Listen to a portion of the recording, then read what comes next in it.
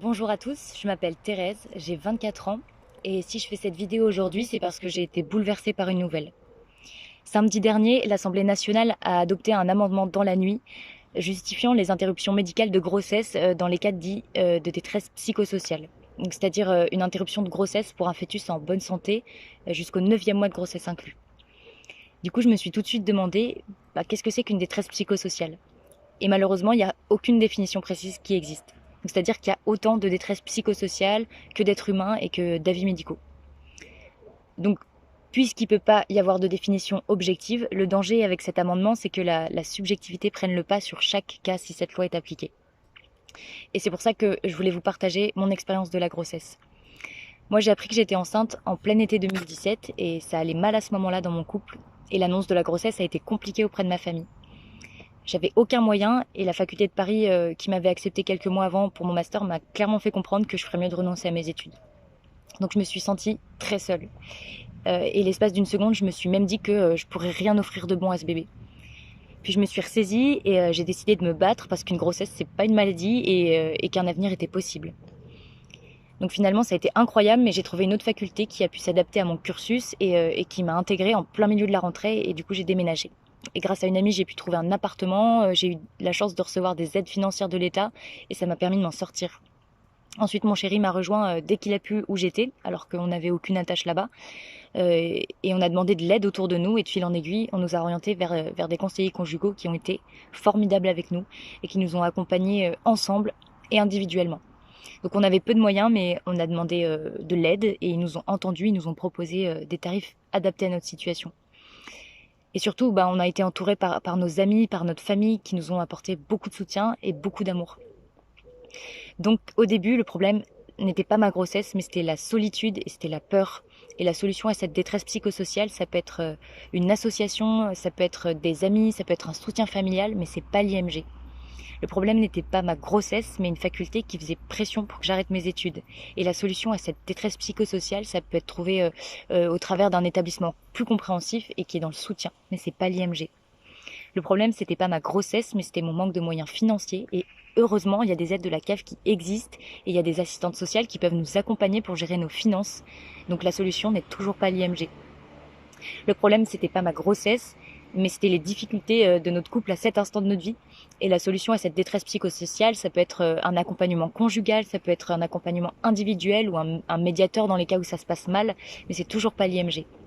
Et d'ailleurs, je trouve que le mot IMG n'est pas correct à mon sens dans cet amendement parce qu'il n'y a rien de médical dans ce type d'interruption de grossesse.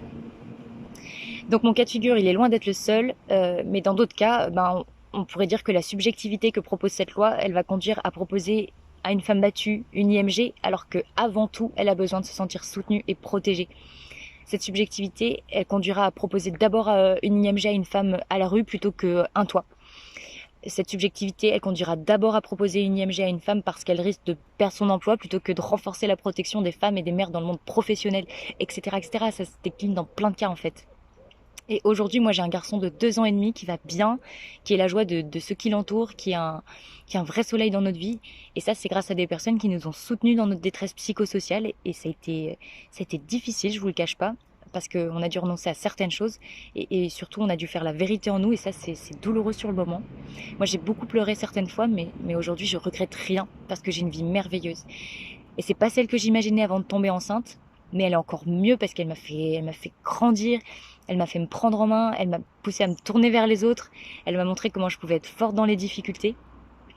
Alors bien sûr, chaque histoire est différente et je me permets pas de juger la souffrance des autres. Elle est unique, elle est intime et je suis sûre que voilà que ça ne se partage pas.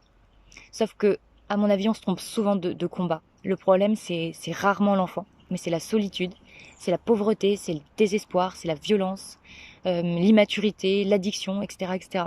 Et pour ces choses, il y a des aides qui pourraient être proposées à plus large échelle. Moi, j'aimerais juste que tout le monde se pose cette question en espérant que notre gouvernement s'interroge aussi. Comment est-ce possible dans des services de réanimation néonatale en France de tenter de sauver par tous les moyens un bébé né à 5 mois de grossesse et d'avorter un fœtus qui en est au 8e mois de grossesse pour cause de détresse psychosociale? Moi, la seule différence que j'y vois, c'est le désir du parent. C'est-à-dire que si la grossesse est désirée, alors on parle de bébé dès le 1er mois de grossesse quasiment.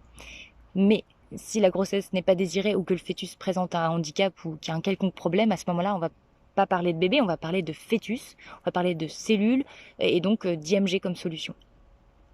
Et moi, je me demande depuis quand le désir fait exister ou non une chose. Si je désire une glace, c'est pas pour autant que je vais la voir apparaître devant moi.